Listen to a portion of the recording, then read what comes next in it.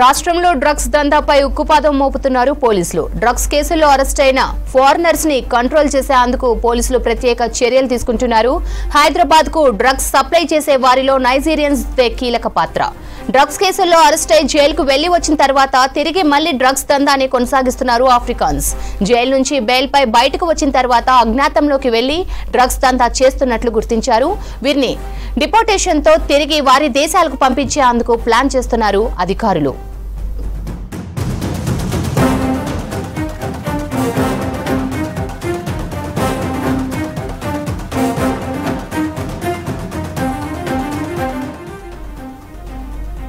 దీనికి సంబంధించి మరిన్ని అప్డేట్స్ సదా లైవ్ లో అందిస్తారు. సదా, డ్రగ్స్ కేసుల్లో దొరికిన ఫారినర్స్ పై ఎలాంటి చర్యలు తీసుకుంటున్నారు?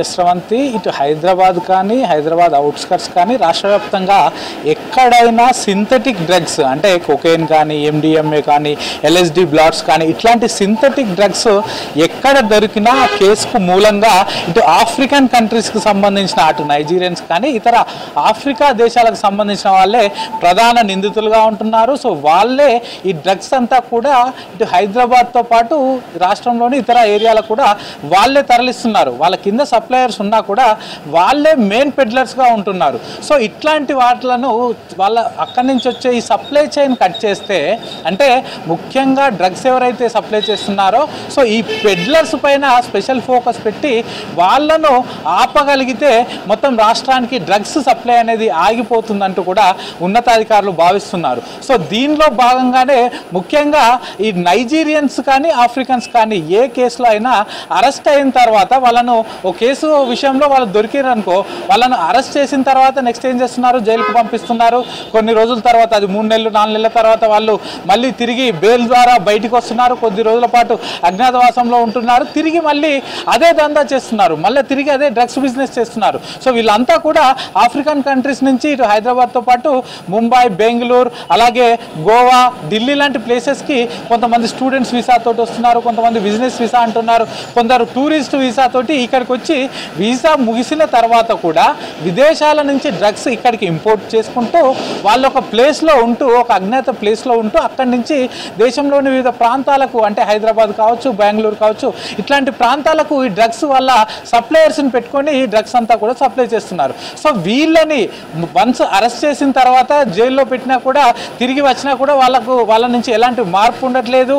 మళ్ళీ తిరిగి అలాగే డ్రగ్స్ సప్లై చేస్తున్నారు, మళ్ళీ అలాగే దొరుకుతున్నారు. కాబట్టి వీళ్ళందరినీ కూడా డిపోర్టేషన్ తర్వాత, ఈ డ్రగ్స్ కేసులో దొరికిన తర్వాత డిపోర్టేషన్ ప్రాసెస్ తోటి తిరిగి వాళ్ళ దేశాల్లోకి పంపితే ఈ డ్రగ్స్ చైన్, సప్లై చైన్ ఏదైతే ఉంటుందో అది పూర్తిగా కట్ అయిపోతుందని పోలీసులు భావిస్తున్నారు. కాబట్టి సో ఈ ఫారినర్స్ ఎస్పెషల్లీ నైజీరియన్స్ పైన ఫోకస్ చేసి ఎవరైతే డ్రగ్స్ కేసుల్లో దొరికిన వారు ఉంటారో వాళ్ళందరినీ కూడా డిపోర్టేషన్ ద్వారా తిరిగి వారి వారి దేశాలకు పంపించడానికి ప్లాన్ చేస్తున్నారు. సో మన దగ్గర ఇప్పుడు చంచలగూడ జైల్లో కేవలం ఈ నైజీరియా కంట్రీకి సంబంధించిన వాళ్ళే 12 మంది మహిళలు, అలాగే 27 మంది పురుషులు, వీళ్ళంతా కూడా డ్రగ్స్ కేసులో ఉన్నారు. సో వీళ్ళంతా కూడా ఎన్డీపీఎస్ యాక్ట్ కింద అరెస్ట్ అయ్యి అక్కడనే ఇప్పటికీ చంచల్గూడ జైల్లో ఉన్నారు. సో వీళ్ళు ఎన్ని రోజులు జైల్లో ఉన్నా కూడా వీళ్ళు మారట్లేదు. తిరిగి వాళ్ళు బెయిల్ వస్తుంది, తర్వాత కొద్ది రోజుల తర్వాత వేరే ప్లేస్కి వెళ్తున్నారు, తిరిగి మళ్ళీ ఇక్కడే మళ్ళీ ఇదే డ్రగ్స్, వాళ్ళకున్న కాంటాక్ట్స్ తోటి విదేశాల నుంచి డ్రగ్స్ తెప్పించడం, మళ్ళీ అక్కడి నుంచి different parts of the India especially హైదరాబాద్తో పాటు ఇతర ప్లేసెస్కి మళ్ళీ తిరిగి డ్రగ్స్ సప్లై చేయడం చేస్తున్నారు. కాబట్టి వీళ్ళు తిరిగి డిపోర్టేషన్ చేస్తే వీళ్ళ విడద ఉండదు అంటూ కూడా ఇటు పోలీసులు భావిస్తున్నారు. సో ముఖ్యంగా ఈ డిపోర్టేషన్ ప్రాసెస్ ఎట్లా ఉంటుందంటే, వన్స్ వీళ్ళు ఏదైనా డ్రగ్స్ ఎన్డీపీఎస్ యాక్ట్ కేసులో అరెస్ట్ అయిన తర్వాత వాళ్ళ వీసా కానీ వాళ్ళ పాస్పోర్ట్ సీజ్ చేస్తారు.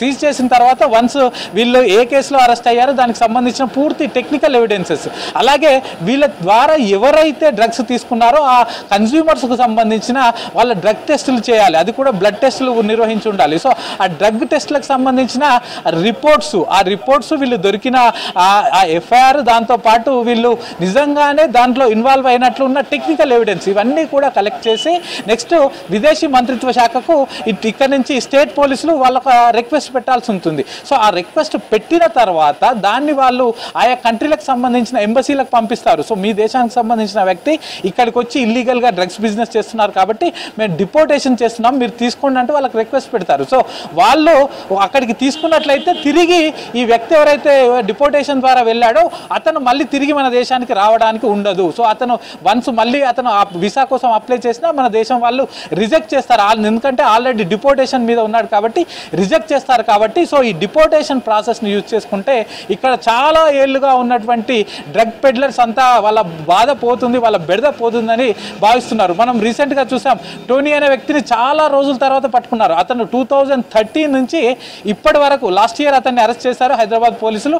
2013 నుంచి 2023 వరకు, అంటే ఆల్మోస్ట్ 10 years పాటు ఇండియాలో ఉంటూ డ్రగ్స్ బిజినెస్ చేస్తూనే ఉన్నాడు. సో లాస్ట్ ఇయర్ పట్టుకున్నారు హైదరాబాద్ పోలీసులు. అతను ఇప్పుడు ప్రస్తుతానికి ఇటు చల్లపల్లి జైల్లో ఉన్నాడు. సో అతనితో పాటు రీసెంట్గా బ్లెస్సింగ్స్ అనే మహిళను ఇటు యాంటీ నార్కోటిక్ పోలీసులు అలాగే నార్సింగ్ పోలీసులు జాయింట్ ఆపరేషన్ చేసి బ్లెస్సింగ్స్ అనే ఒక నైజీరియన్ మహిళను పట్టుకున్నారు. సో ఆమె కూడా 2018 నుంచి, అంటే ఆల్మోస్ట్ 6 years నుంచి ఆమె కూడా ఇదే డ్రగ్స్ బిజినెస్ చేస్తుంది. సో ఇట్లాంటి వాళ్ళు గతంలో అరెస్ట్ అయినా తిరిగి మళ్ళీ వచ్చి మళ్ళీ డ్రగ్స్ బిజినెస్ చేస్తున్నారు కాబట్టి వీళ్ళందరికీ కూడా డిపోర్టేషన్ ప్రాసెస్ ఆల్రెడీ స్టార్ట్ చేశామని చెప్తున్నారు.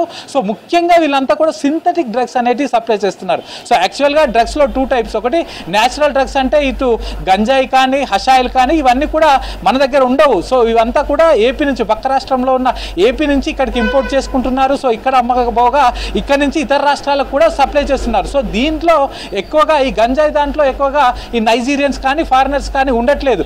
కానీ ఎస్పెషల్లీ సింథటిక్ డ్రగ్స్ విషయంలో ఈ సింథటిక్ డ్రగ్స్ అంతా కూడా మనకు ముంబై, బెంగళూరు, గోవా, ఢిల్లీ నుంచి మనకు రాజస్థాన్, ఈ 5 places నుంచి మన హైదరాబాద్ కానీ రాష్ట్రంలోని ఇతర పార్ట్స్ కానీ ఇంపోర్ట్ అవుతుంది. సో ఈ ఆయా ప్రాంతాల నుంచి వచ్చే డ్రగ్స్ అన్నీ కూడా ఈ సింథటిక్ డ్రగ్స్, అంటే ఇటు MDMA కావచ్చు, కోకైన్ కావచ్చు, LSD బ్లాట్స్ కావచ్చు, ఇట్లాంటివన్నీ కూడా ప్రతి కేసులో కూడా ఈ నైజీరియన్సే ఉంటున్నారు. కాబట్టి వాళ్ళని ఆపడానికే ఈ డిపోర్టేషన్ ప్రాసెస్ అంటున్నారు. సో ప్రస్తుతానికైతే కొంతమందిని ఆల్రెడీ రిపీటెడ్గా దొరికిన వారు ఎవరైతే ఉన్నారో వాళ్ళపైన డిపోర్టేషన్ ప్రాసెస్ ఆల్రెడీ స్టార్ట్ చేసాం. వాళ్ళకి సంబంధించిన ఎవిడెన్సెస్ సేకరించాం, అలాగే దీంతో పాటు డ్రగ్ టెస్టులు చేయించాం.